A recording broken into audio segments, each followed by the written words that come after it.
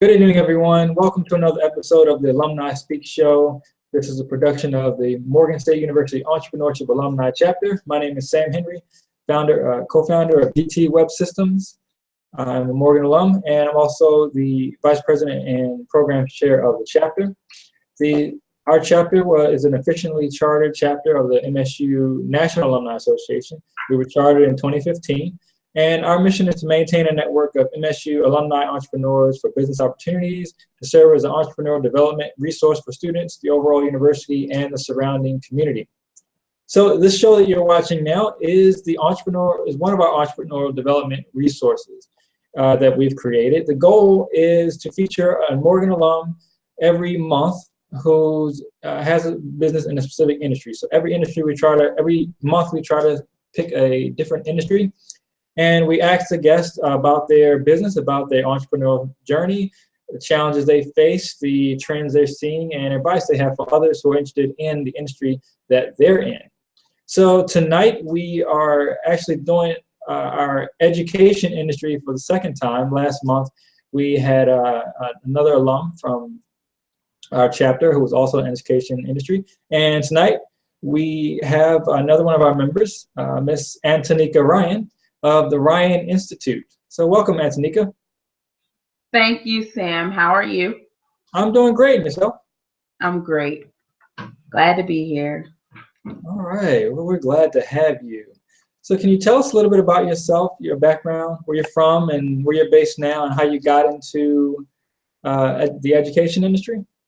Absolutely. So I'm originally from Sacramento, California.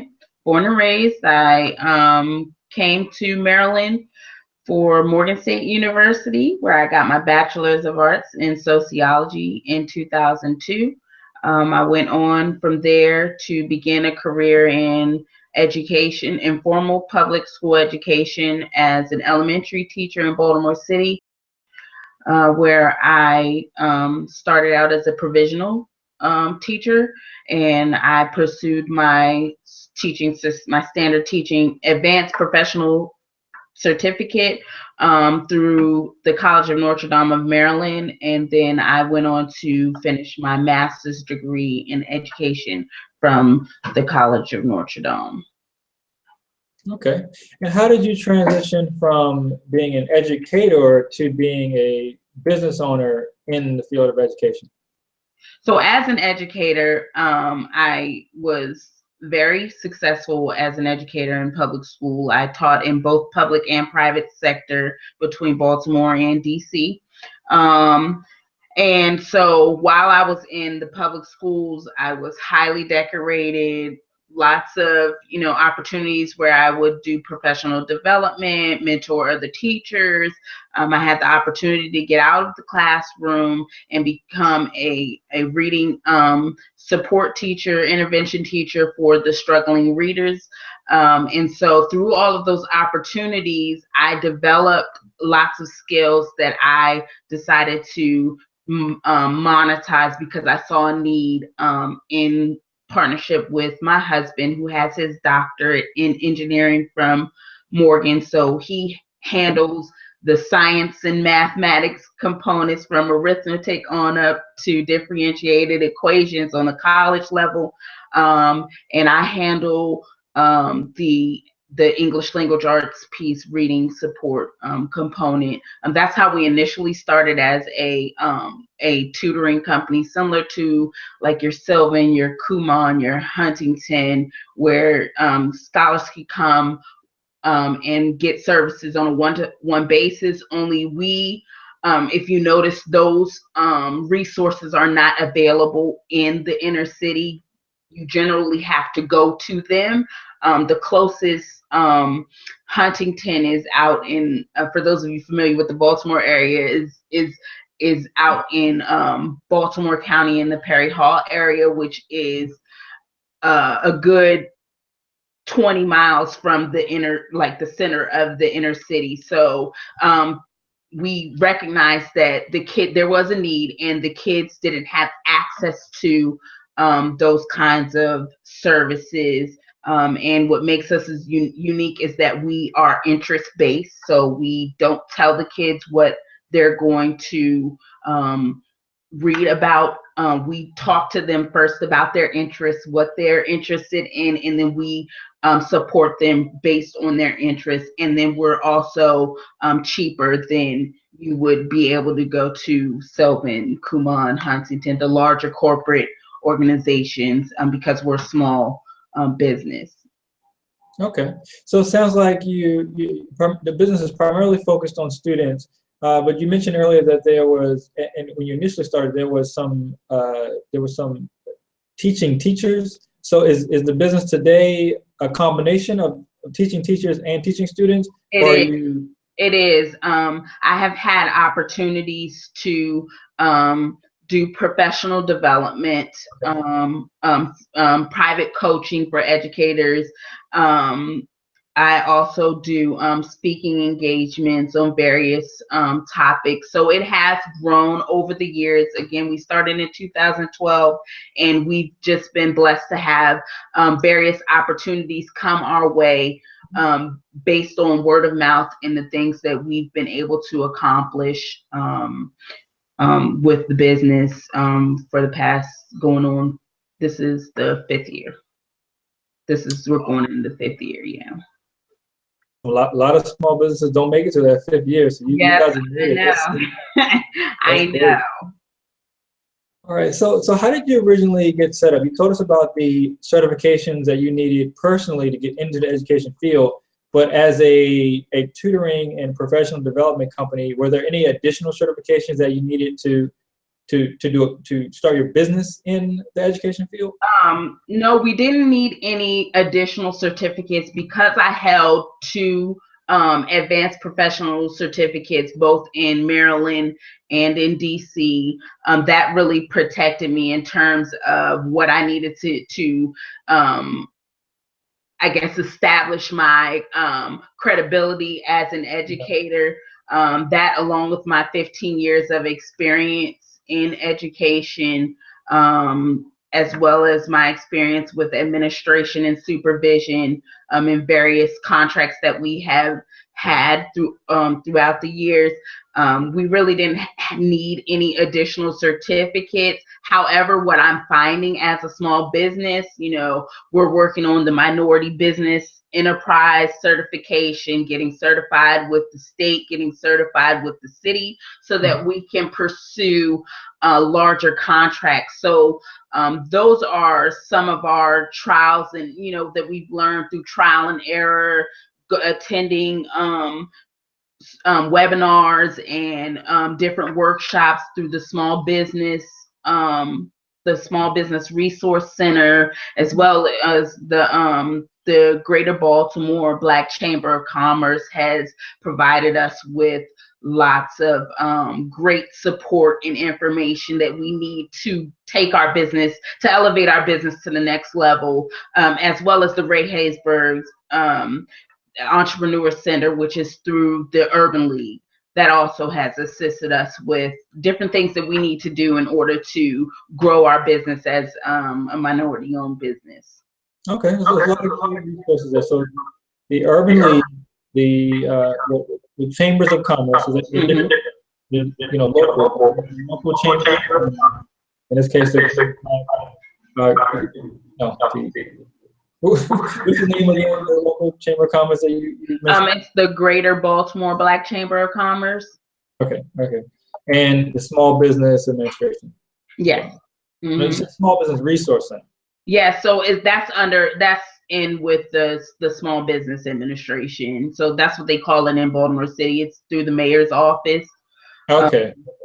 They have a Small Business Resource Center where you can go and really meet with counselors, and they'll give you one-to-one guidance for free, on what you need to do to really get plant your stake in the ground as a successful business owner. Okay. So how do you, you mentioned, I'm going to ask you about how you market your products and services, but you mentioned a little bit about that. You said that a lot of your growth has been through word of mouth. Has that been the only way you market, or have you used other marketing strategies as well? We have, in fact, used other marketing strategies. We have done social media. That's our main platform. A lot of what we have done has been discovered through social media. We have received recommendations. People have submitted our company and what we do to avenues that we personally didn't know, but we've been provided opportunities. One of them being we are the exclusive educational support company for the Baltimore Federal Executive Board, which is a federal government body, but they have a diversity and inclusion office. And so one of the things we do is when they have their events throughout the federal government, we're there and we're talking to the federal employees about how they can get involved in assisting in helping the kids become successful in education. And some of them need resources for their kids as well. And again, it's just been beneficial because in comparison to our larger corporate competitors, we are reasonably priced and accessible to the everyday person that is looking for support for their child. Okay. And when your customers come to you, are they joining is it like a subscription basis, or like a membership when they enroll in the tutoring services, or is it kind of ad hoc as much as they need? How do you? It is pretty much, essentially it's ad hoc. We don't do contracts. We do offer discounted pricing if they buy the service, the individual sessions in what you call, I guess it's bulk, so to speak. Okay. So if they buy it, we do it in increments of 3, 6, 9, 12 sessions at a time. It gets cheaper as the according to the amount of their package. Okay. So and our rates start at $40 an hour for the session, whereas you'll find on the competitors it's $60 plus an hour. And that can get taxing when you're recommending 2 to 3 hours of support a week. If you're going aggressive with a scholar. So like I said, we want to keep the sessions reasonable. We don't want the kids to be bored with the sessions. We want the parents to be able to take the skills that we're giving to their scholars and to be able to support the kids at home as well. Okay. So what challenges have you faced in growing your business over the past 5 years? So the challenges that we have faced, for me personally, and my husband may have a different perspective, but for me personally, it was just one of those things where we just did it. It wasn't something that we knew. We just kind of bootstrapped our way through the entire process, Googled, how do you get an EIN number? What do I need to do to register our name? Yeah. How do we started out initially building our own website, and then once we realized that we were attracting a larger audience, it was like, okay, it's time for us to elevate it to the next level. We're gonna have to pay somebody professionally to build us a professional website. They have all these resources out there that you can kind of DIY your way through things. But just as and I appreciate the process as we have gone through it, because I can look back and reflect and say how far we have grown. So I can definitely appreciate the process. We've done a lot of the work ourselves. And so we take great pride in what we do.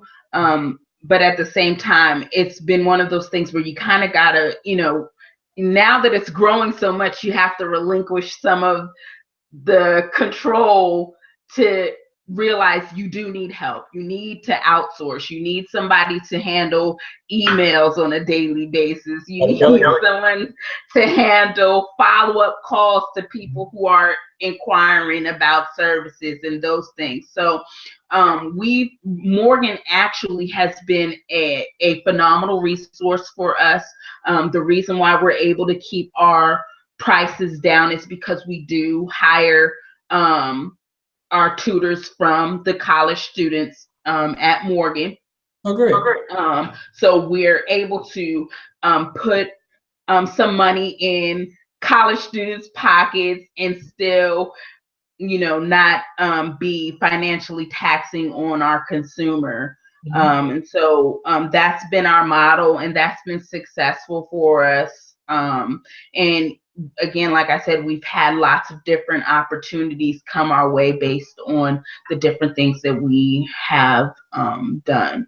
So, we've read a lot. I feel like I have read more books since I've been in business for myself. I mean, I've done more podcasts, watched more YouTube videos on how, live streaming, different branding specialists and different entrepreneurs, really to kind of follow those success footprints in, building our brand of the Ryan Institute. That's one of the things I love most about being an entrepreneur now in this time, this age, because you can do that. You can just Google these things. You can just look at YouTube videos and learn things. When 50 years ago, that wasn't the case. You had to know somebody who knew somebody who knows this stuff, who could teach you. Absolutely. Or maybe read it in a book, go to the library, spend hours and hours trying to find it in a book. But now it's at our fingertips. There's no reason anybody can't start a business and find these resources, like some of the resources that you mentioned. So that's awesome. Yeah. It's really cool that you all use Morgan students too. So how do you find Morgan students? Do you post ads on campus? So I'm on campus quite often, so I'm talking to students. I'm talking to my professors from my department. I'm talking to the education department, really kind of getting those students that want to work in the human service field or that have a strong background in the science and technology, the engineering, mathematics majors and stuff. My husband is still great ties with the engineering department, so we really kind of advocate through those avenues. Again, like you said, the technology it's almost overwhelming as to what's available. I mean, there's Facebook groups, there's apps on the campus. They have this Morgan Connect where that I just became aware of, where you can send information and they'll blast it out to the students. So I mean, you have Instagram, the social media. I mean, the social media has completely changed the game. And that's why, when people talk to us about our business and how did so and so find out about you and how did you get that contract at that school, they ask us those questions. And honestly, it's because we're marketing ourselves by my cell phone. I'm recording us doing sessions. I'm recording I'm taking pictures, I'm posting them on our social media, talking about the different things that we're doing. And, people are reaching out to us, just by the click of a button on our social media. So it's a very, very powerful tool. And, that has been a resource for us. But like I said, word of mouth, at the end of the day, for a small business owner, word of mouth will either make or break your business, especially in technological world. I mean, all it takes is a bad review on the internet and your business is crushed. So, I take pride in personally vetting the students that we do get that are interested in working with us. We do pay well above minimum wage, which for, when I was back at Morgan, people were working for $2 doing waitressing and, just doing all kinds of odd end things for a couple of crumbs. My philosophy is, if you have quality people and you want to keep quality people, then you need to pay them what they're worth. So it is a rigorous process to work with our company, because I have to be careful who I put in front of my clients. But we do pay you your worth. And you get it right away. The college students, they keep us fresh. They have Cash App, and we don't write checks. We just Cash App them the money. They get it that day. They don't have to wait 2 weeks for pay. And for college students, they're like, yeah, I get my money right away. So they're excited about working with us, and we're excited about working with great Morganites, as well as providing them with that experience. They can walk away with their degree, not only walking away with a degree physically, but they'll also be in compared to their peers, they'll be able to say, I had this experience. I worked with this company. This is what I did. This is, I worked with this client. I worked with this group of students. These are the outcomes that we had. They'll be able to walk away with that experience. And I didn't get that when I was in school. I earned all of my experience while I was in the field. Well, if I can get that before I graduate, that's a way for you to market yourself, in a competitive workforce. Absolutely. Yeah, I think a lot of people don't realize that when they go to school. You can't just go to school for 4 years, maybe 5, and come out and be really competitive. You got to get that experience off campus, or on campus. You got to get that experience in your field somehow, be it internships or opportunities like what your company offers. That's really, really key for students. And so that's a great piggyback, because it kind of leads me into my next question, which is what advice you'd have for young people, or even older people that are looking to get into the education industry. So one tip, obviously, is going to be for younger people to get that experience in education before they're actually out in the field. But how about people who are looking to start businesses in the education field, maybe in the tutoring field, maybe what would you say to those folks?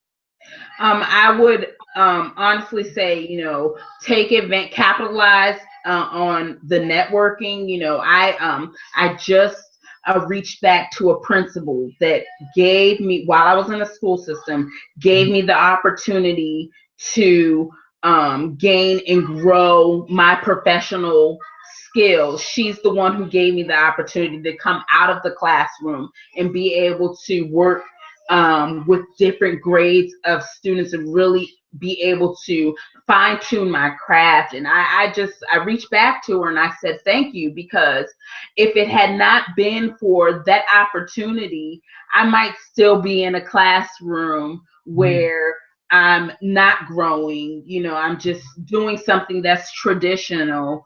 And she saw something in me that allowed me to turn it into what we are today. And if it was not for my experience with my kids in Baltimore City, she allowed me to be the creative that I am. She gave me some guidelines, but she didn't try to force me in a box. And so through those networking opportunities, really learning how to network and getting to know people and supporting others and just getting involved, that's the value of that is it's really priceless, honestly. Take those experiences. If you're an educator and you have a passion for a particular area. You know, like for me, one of our new signature programs that we started running small group sessions for writing and grammar.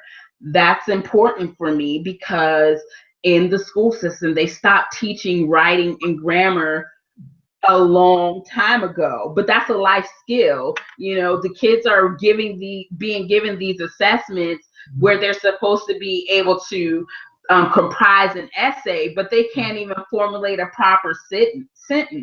You know, so and years of that, it's starting to turn up even in colleges. I have one of my good friends, she, my sorority sister, she works for Morgan, and she's like, I can't believe the way some of these students write. She gets emails from students constantly, and she's like, you know, the way they write, it's terrible, you know, and it's starting, and that's indicative of what they missed years and years and years back. You know what I mean?